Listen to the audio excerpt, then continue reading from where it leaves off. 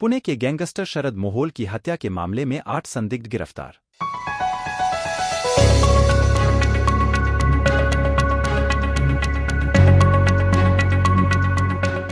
Mumbai digital news में आपका स्वागत है। पुणे पुलिस ने कुख्यात गैंगस्टर शरद मोहोल की दिन दहाड़े हत्या से जुड़े कम से कम 8 लोगों को गिरफ्तार किया है। आरोपियों के पास से कुछ हथियार और गोला बारूद भी बरामद किया है। अधिकारियों ने शनिवार को यह जानकारी दी। संदिग्धों को शुक्रवार देर रात 2 वाहनों में जिले से भागने की कोशिश करते समय पुणे बेंगलुरु राजमार्ग पर पकड़ा गया। 9 अलग अलग टीमों द्वारा की गई पुलिस जांच के अनुसार 40 वर्षीय स्थानीय गुंडे को उनके एक सहयोगी और अन्य साथियों ने वित्तीय विवाद को लेकर गोली मार दी थी। आगे की जांच जारी है। पुलिस ने आरोपियों के पास से 3 देशी पिस्तौल, 3 मैगजीन और 5 कारतूस के साथ साथ 2 गेटवे कारें भी बरामद की हैं। गोलीबारी शुक्रवार दोपहर करीब 1:15 बजे कोथरूड के सुतारदरा इलाके के पांडुरंग वाड़ी में मोहोल के कार्यालय निवास के बाहर हुई। शनिवार को सामने आए सीसीटीवी फुटेज से पता चलता है कि कैसे मोहोल कथित तौर पर अपनी शादी की सालगिरह मना रहा था, अपने सहयोगियों के साथ दोपहर का भोजन किया, फिर अपने घर से बाहर निकला और अचानक एक संकरी गली में उसे गोली मार दी गई। पास में खड़े मोहोल के एक सहयोगी ने हमलावर को पकड़ने की कोशिश की, लेकिन वे सभी घटनास्थल से भाग गए। फिर सहयोगी और एक अन्य ने अत्यधिक खून बह रहे मोहोल को उसके पैरों पर खड़ा करने में मदद की और उसे पास के सह्याद्री अस्पताल ले गए। अधिकारियों ने कहा कि 4 राउंड फायरिंग में से मोहोल को 3 गोलियां लगीं, 2 दाहिने कंधे में और 1 छाती में, जो दिल से पार हो गई। पुलिस आयुक्त रितेश कुमार ने शुक्रवार रात मीडियाकर्मियों को बताया कि मोहोल की हत्या का मुख्य संदिग्ध स्थानीय निवासी साहिल पोलेकर उर्फ मुन्ना है और इसका संभावित मकसद कुछ वित्तीय विवादों से उत्पन्न अंतर्गिरोह प्रतिद्वंद्विता का परिणाम बताया जा रहा है। गोलीबारी के बाद मोहोल के सहयोगी अरुण धूमल ने कोथरूड पुलिस स्टेशन में शिकायत दर्ज कराई, जिसके बाद हत्या, साजिश, हथियार अधिनियम की धाराओं के तहत एफआईआर दर्ज की गई और 9 जांच टीमें गठित की। काल कोथरूड मधील रेकॉर्डवरील गुन्हेगार शरद मोहोळ वय 40 सुतारदरा कोथरूड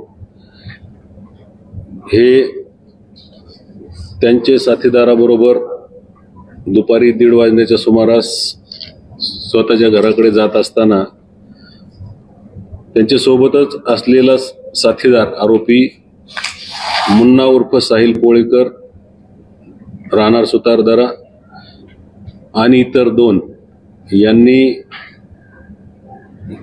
रस्त्यामध्ये गोळीबार केला आणि गोळीबार केल्यानंतर त्या ठिकाणावरून ते 3 आरोपी पळून गेले होते।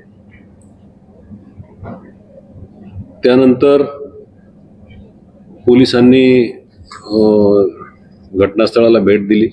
भेट दिल्यानंतर त्या ठिकाणी जी चौकशी केली त्याच्यामध्ये जे इतर प्रत्यक्षदर्शी साक्षीदार होते, हा जो मुख्य आरोपी होता पोळेकर, त्याचं नाव सांगितलं की तो सोबत असताना त्याने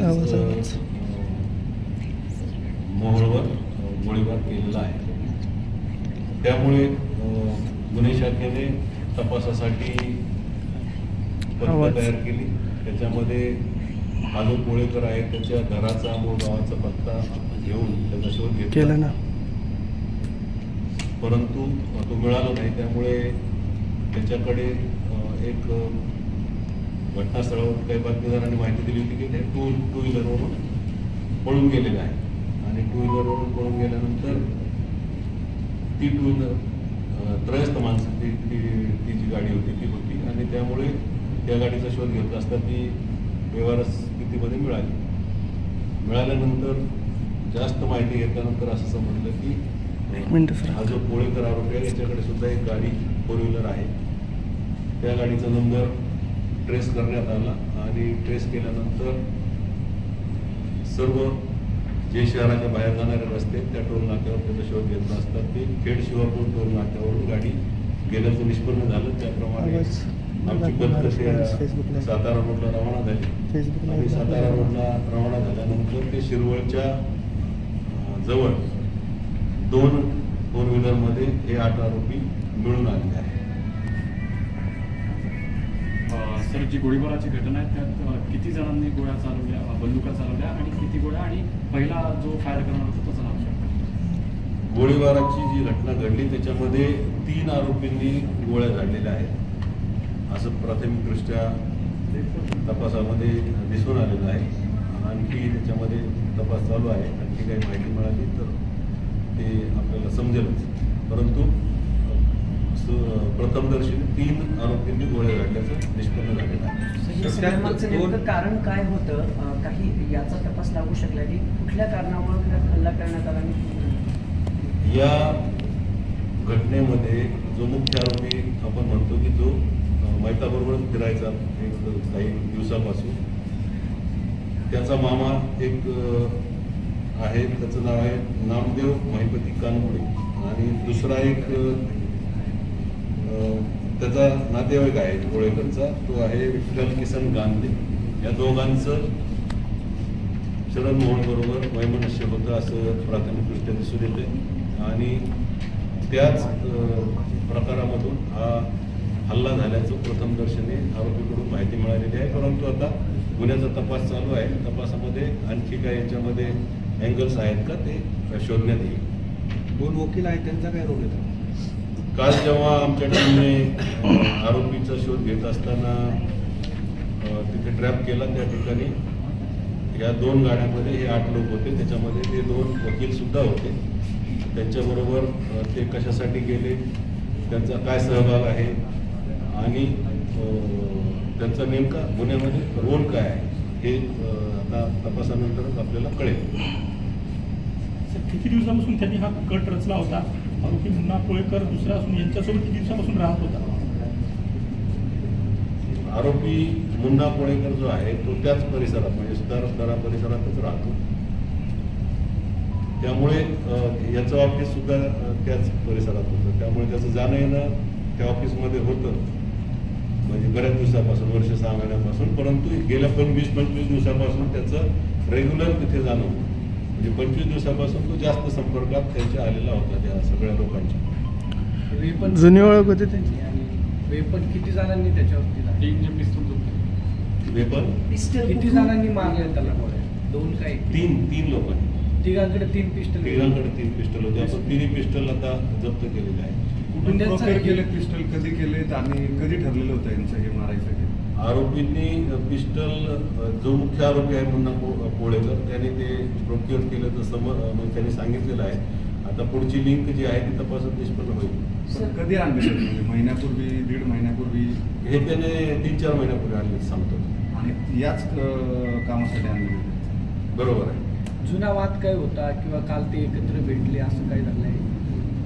मी सांगितलं ना की हा जो मुख्य आरोपी आहे मुन्ना कोळेकर, त्याचा जो मामा आहे नामदेव कानपुडे, आणि दुसरा एक नातेवाईकच आहे मारुती विठ्ठल गांधे, तर त्यांच्याशी शरद मोहनचा वाद होता. हे टोळी युद्धाचा आणि प्रकार याच्यापूर्वी त्यांच्यात म्हणजे काही मला वाटतं भांडण झाल्याचे पण रेकॉर्ड आहे पोलीस स्टेशनला. टोळी युद्धाचा हा प्रकार आहे. टोळी युद्धाचा प्रकार आहे असं म्हणता येईल. म्हणजे जो मामा आहे त्याची वेगळी टोळी, मूळची तर टोळी होती. कानगुडे टोळी वेगळी होती का? म्हणजे कानगुडेंचा त्याच्यामुळे मुलाशी काही संघर्ष जो संबंध आहे तो आहे कशावर किंवा होतो? कानगुडे ही स्वतंत्र फंक्शन करत होते का एक टोळी म्हणून? हे सर्व जे लोक आहेत ते कानपुडेशी रिलेटेड आहेत, संबंधित आहेत. कानगुडेंची स्वतःची टोळी होती असं का? कानगुडे नाही, आता रेकॉर्ड जर बघितलं तर त्या कानपुडेवर पण फक्त 2 गुन्हे आहेत, आणि हा जो कोळेकर आहे त्याच्यावर 1 गुन्हा आहे. कानगुडे टोळी म्हणजे त्यांचा पुणे शहराशी काय संबंध होता? म्हणजे ते जसं मुंबईची टोळी होती किंवा गेल्या आणि दुसरीकडे तसं कानगुड्यांचं पुण्याशी काही संबंध होता? कानपुडे पहिले पुण्यातच राहत होता सुतारदरा त्या ठिकाणी, नंतर तो भोगावला राहायला गेला. सर, कसं येतं? विठ्ठल शिलांवर शरद मोहननी हल्ला केला होता इंदोरीमध्ये, त्या प्रकरणाचं काही याच्यामध्ये कनेक्शन आहे का? तिकडून काही माहिती नाही. आता आपल्याकडे काल संध्याकाळी रात्री उशिराने आरोपी आलेले आहेत. आता त्याची PCR आम्ही घेऊ. PCR मध्ये ज्या गोष्टी त्याच्यामध्ये येतील त्याप्रमाणे पुढची कारवाई होईल. त्यांची दुश्मनी कोणाबरोबर होती, या गुन्ह्याचं नेमकं काय कारण आहे, त्याच्यात आणखी कोणी आरोपी आहेत का, याचा सर्व तपास केला जाईल. सर, स्पेसिफिकली हा जो मुन्ना कोळेकर आहे, हा याला शरद मोहोळकडे ऍक्सेस कसा मिळाला, त्याच्यासाठी त्यांनी काय प्रयत्न केले होते काही सांगितलं का? म्हणजे महिन्याभरापासून तो रेग्युलर त्यांच्याकडे जात होता, आधी त्यांचा काही संपर्क आलेला होता का, किंवा याला आतमध्ये हा गेला कसं काय तिथपर्यंत? मी अगोदर सांगितलं की हा जो मुख्य आरोपी आहे कोळेकर आणि हा मयत जो आहे शरद मोहोळ, यांचं घर एकदम मला वाटतं जास्तीत जास्त 200-300 मीटर अंतरावर असेल. म्हणजे त्याच भागात तो सुतारदरा त्याचा वावर होता, राहायला पण तिथेच होता, आणि या शरद मोहोळकडे जी पोरं जायची यायची त्यांच्या संपर्कात पहिल्यांदा आला आणि नंतर त्यांच्या मदतीने तो त्यांच्याकडे रेग्युलरली जायला लागला त्या ह्याच्यामध्ये. सर, आपण जो मुख्य आरोपी म्हणतोय त्यानं इंस्टाग्रामवर काही दिवसांपूर्वी व्हिडिओ टाकला होता ज्यात तो स्वतः असं म्हणतोय की मी लवकरच येरोडा जेलमध्ये जाऊन येणार असं इंटिमेशन त्यांना अगोदरच दिल्याचा त्याचा स्वतःचा व्हिडिओ आहे सोशल मीडिया. तपासामध्ये चौकशी करू त्याची. सर, मुळशी पॅटर्न झालाय.